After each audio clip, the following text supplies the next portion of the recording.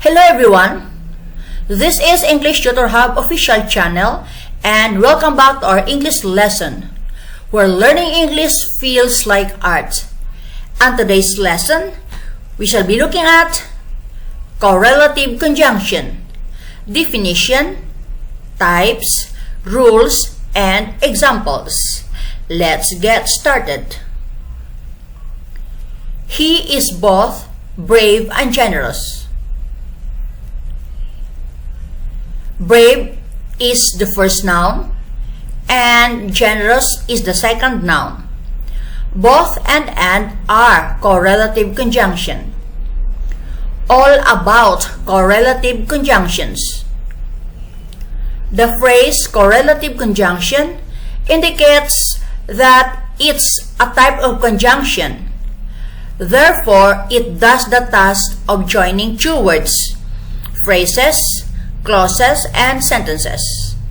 Correlative conjunctions, as the name suggests, show correlative relationship between two words, phrases, clauses, or even sentences.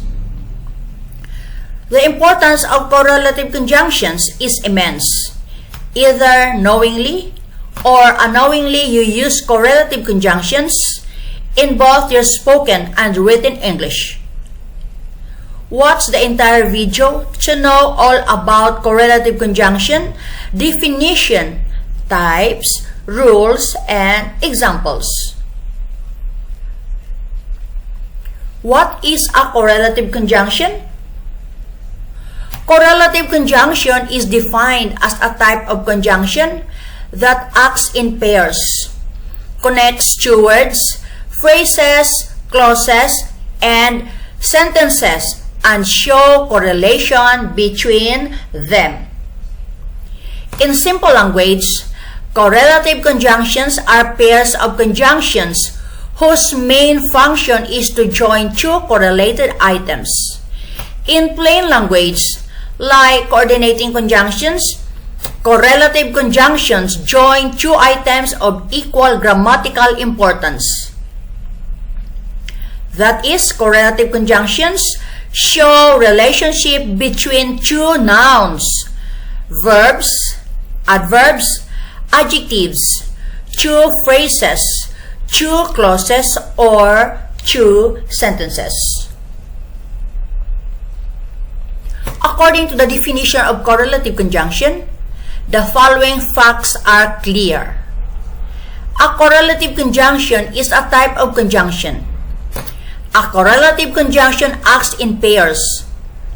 A correlative conjunction shows correlation between two words, phrases, clauses, or sentences.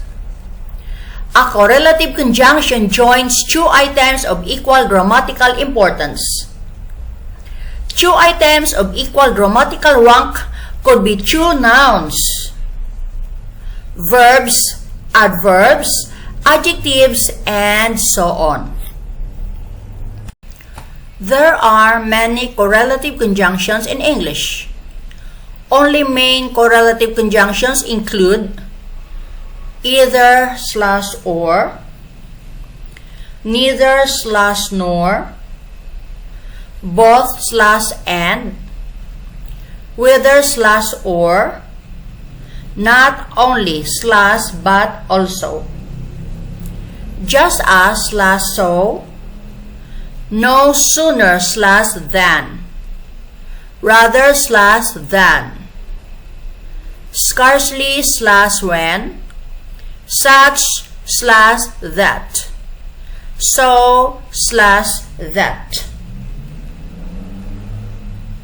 Correlative conjunction examples.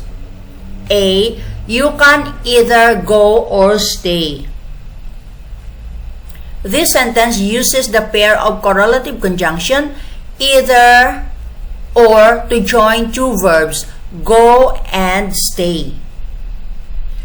B. John is neither a teacher nor a student.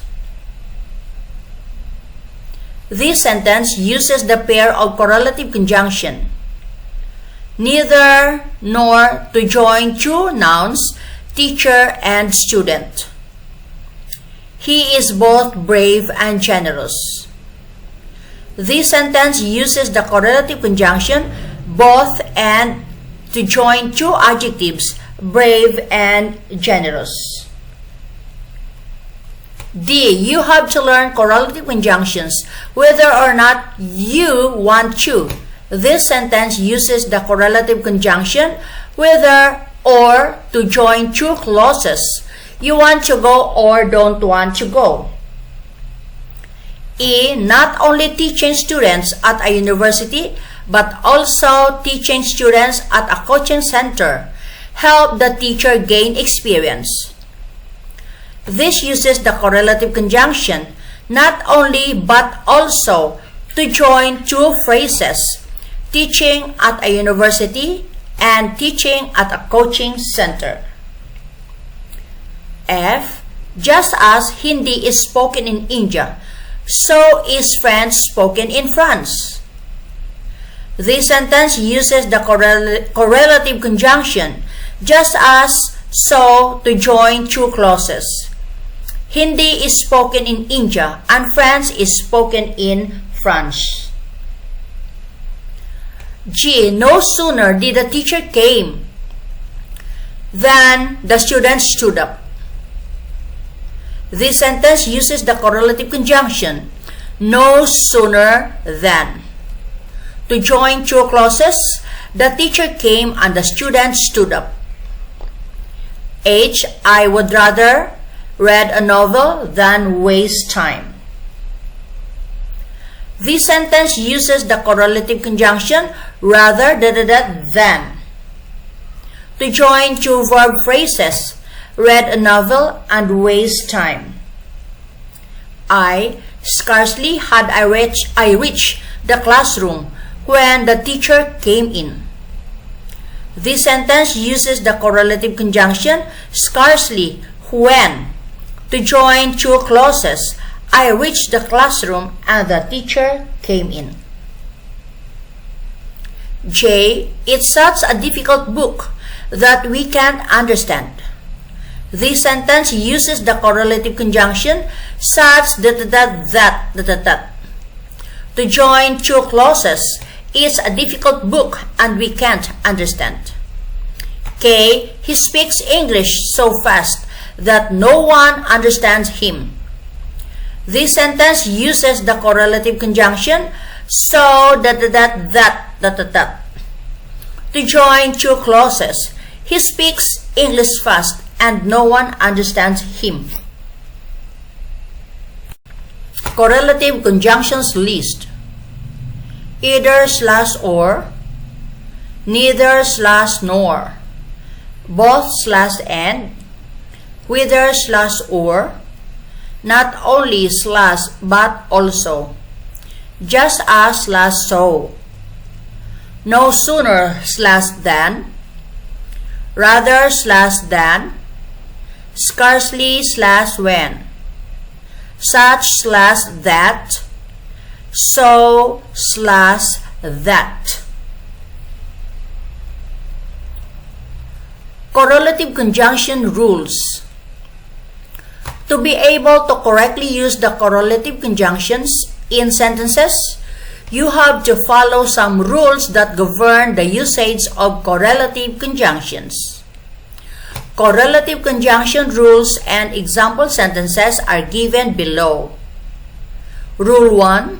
When using the correlative conjunctions, you have to follow the subject-verb agreement rules. That is, you need to make sure that the verb agrees with the subject in number and person. Example, neither John nor his friends are honest.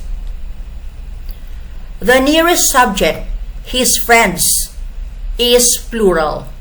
So the plural verb are is used. Rule 2. When using the correlative conjunctions, you have to use the items of equal grammatical rank, either two nouns or two verbs, or two phrases or two clauses, and so on. Examples: A. I'm both a teacher and a student. 2 nouns. You can either read or sleep. 2 verbs. Both teaching and helping are good activities. 2 phrases. Just as English is spoken in England, so is German spoken in Germany. 2 clauses. Rule 3. When using the correlative conjunctions, you have to make sure that pronouns agree with the subject. Example: neither John nor Sophia did her assignment. Correlative conjunction vs. coordinating conjunction. The major difference between correlative and coordinating conjunctions is that correlative conjunctions are pairs of conjunctions which connect correlated items, and coordinating conjunctions are conjunctions which connect 2 words, phrases, or independent clauses. Example of correlative conjunctions: you can either read or write. The highlighted words are pairs of conjunctions. Therefore, they are called correlative conjunctions. Example of coordinating conjunctions: he saw a lion and he ran away. The highlighted word "and" is a coordinating conjunction, therefore not pairs of words, which joins 2 independent clauses. Correlative conjunction vs. subordinating conjunctions. The main difference between correlative and subordinating conjunction is that correlative conjunctions are pairs of conjunctions which join balanced words, phrases, or clauses of equal grammatical rank, and subordinating conjunctions connect a subordinate clause to a main clause. Example of correlative conjunction: both you and I will go to the market. The highlighted words "both" and are correlative conjunctions which join balanced words, 2 pronouns. Example of subordinating conjunctions: I listened before I spoke. The highlighted word "before" is a subordinating conjunction which joins a subordinate clause, I spoke, to the main clause, I listened.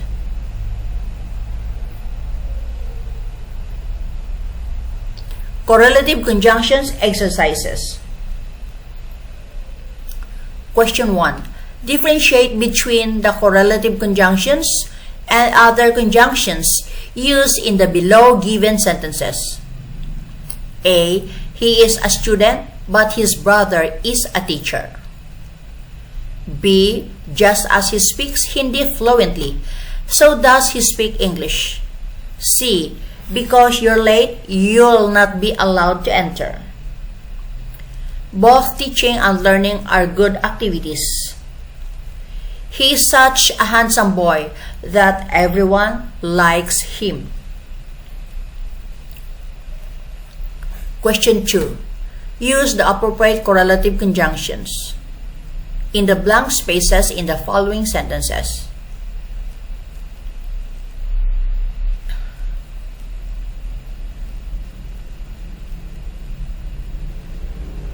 Answers: he is neither a teacher nor a student. B. She is such a beautiful girl that no one hates her. C. No sooner the teacher came than the students stood up. D. He is both generous and brave. E. I would rather go than sleep. So, this video ends here about correlative conjunction, definition, types, rules, and examples. Thanks for watching.